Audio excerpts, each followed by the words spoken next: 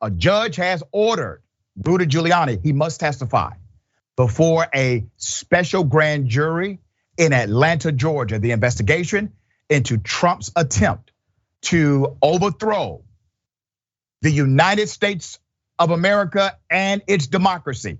Part of it happened in the state of Georgia. This is interesting. Why does a federal judge have to tell Giuliani, you must adhere to a subpoena? Giuliani has no special powers. Giuliani was never an executive official with the White House. Giuliani is just a regular ass white man. How does he have to be told by a federal judge? Yes, Giuliani, you do have to adhere to the subpoena. Let me give you the background.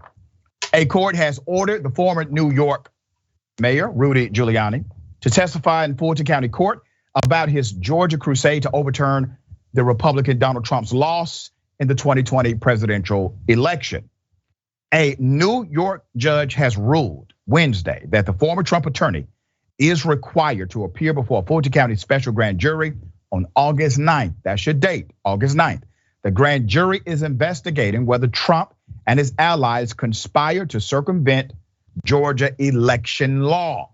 Now, I want to remind you of this grand jury because this grand jury, as they say, ain't playing the radio.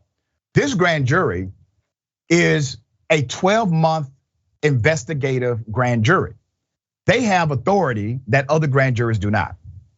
They have the authority to keep the investigation going for up to a year. They have the authority to subpoena who they choose, and they have the authority to put individuals under criminal investigation or criminal targets who were not initially targets of their investigation. They can go down every rabbit hole they choose to within that 12-month period. They can also subpoena individuals outside of the state as long as a Supreme Court judge or Superior Court judge signs off on the subpoena. That is it. That's how it works, right? So let's get into the meat of it.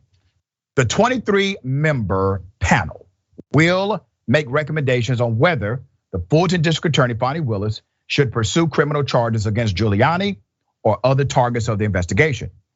In the aftermath of the 2020 election, Giuliani fervently promoted accusations of widespread fraud in Georgia's election, including a state Senate subcommittee hearing at the Capitol where he advocated for state lawmakers to appoint illegitimate electors to cast votes for Trump. Now, this is why it's important to understand Giuliani's aspect here, why his testimony is necessary. Giuliani is the one who basically came up with the scheme of fake electors.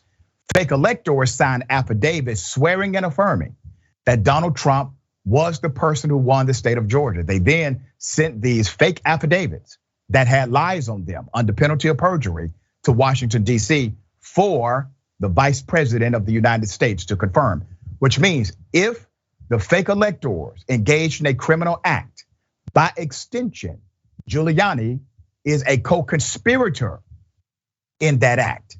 Now, Giuliani will be under oath in this particular line of questioning. He is not a witness. He is in fact one of the targets of their investigation. During the hearing, Giuliani and other Trump associated attorneys claimed that a video showed Fulton election workers processing absentee ballots at Atlanta State Farm Arena was a smoking gun that proved that a rigged election led to Trump's loss to Democrat Joe Biden by fewer than 12,000 votes. A former Georgia prosecutor found no evidence of this whatsoever. Brad Raffensperger, let's put his picture up. He was at the center of this because Trump decided to call him and try to coerce him to change the outcome. Brad Raffensperger did not. The accusations of illegal ballot counting were vigorously refuted by Brad Raffensperger, who became the focus of Willis's investigation. But it is not the extent. That's just one of the gateways. The Fulton County case is playing out at the same time as this January 6th committee. Going to be interesting. Let's put up the picture of Miss Fani Willis, who's an African-American female and is leading this investigation. Now remember, also 16 Republicans from the state of Georgia who falsely signed certificates claiming to be Georgia's ballot presidential electors have been deemed criminal targets by the Fulton County DA's office, She's investigating them all. That's how you do it, damn it. Now I'm trying to figure out how I can get on this damn grand jury. All right, Yasmin, thoughts on this? Yeah, it's interesting because we're finally seeing a lot of these people who were involved in the insurrection, and not just the insurrection, but the big lie that preceded it. We're seeing a lot of these people finally being held to justice by, all these different justice departments around the country. In New York, we're seeing it in Georgia, and we're seeing it with, Steve Bannon, who finally is having to go to trial for contempt of Congress, right? And with Rudy Giuliani, it's kind of a sad story, right? He was hailed as the guy who cleaned up New York City back in, the 70s, 80s.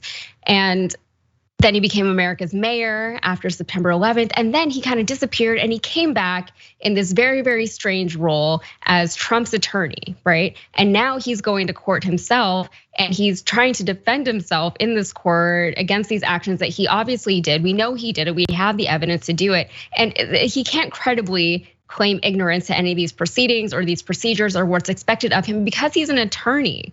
So you have people who know and understand the law and they're trying to bypass it. And then they're expecting sympathy or they're expecting some kind of privilege from the justice system. But as you said, they're just ordinary private citizens. They're not privileged, at least not in the eyes of the law. At least they're not supposed to be. We'll see what actually happens, but as of now, I am happy to see that they're not just getting away with things like they used to, like we're also used to seeing them getting away with. Yeah, it is interesting. These cats are slippery when wet. Every time there seems to be a last thing that saves them. Hopefully we will actually get Giuliani and the surrogates of Trump under oath, because if they lie under oath, guess what? That's another criminal indictment down the road.